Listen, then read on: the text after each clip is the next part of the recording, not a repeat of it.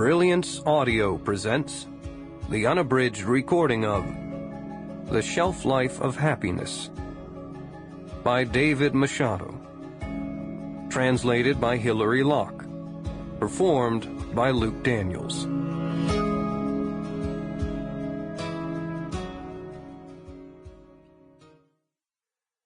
Switzerland, 8.0.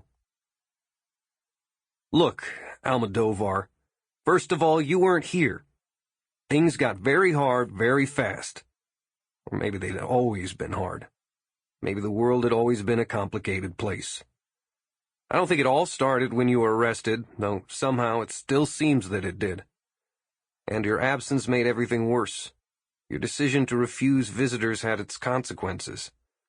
That is to say, we weren't prepared for you to be gone. The void you left behind was too big, and none of us knew how to live in the vast space of your desertion.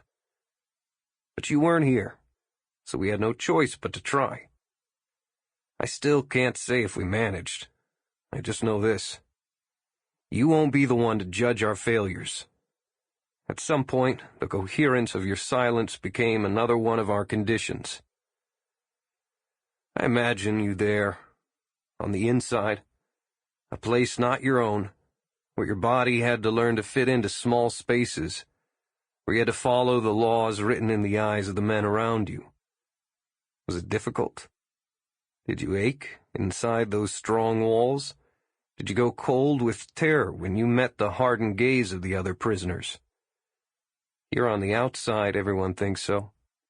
Your first week there, Clara called me every night, crying, gasping, nearly suffocating. "Poor thing," she'd say, as if you were some innocent child, as if she were your young widow. "My poor love," she'd sigh.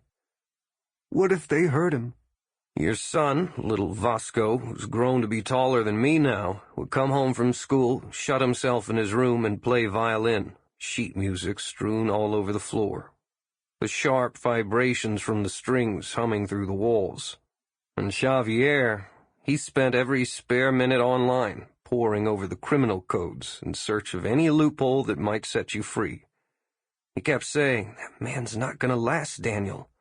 Almodovar isn't cut out for life behind bars." Your friends would gather around tables in cafes, restaurants, and kitchens, proposing enthusiastic toasts in your honor to distract themselves from their fear that something terrible. Sample complete. Ready to continue?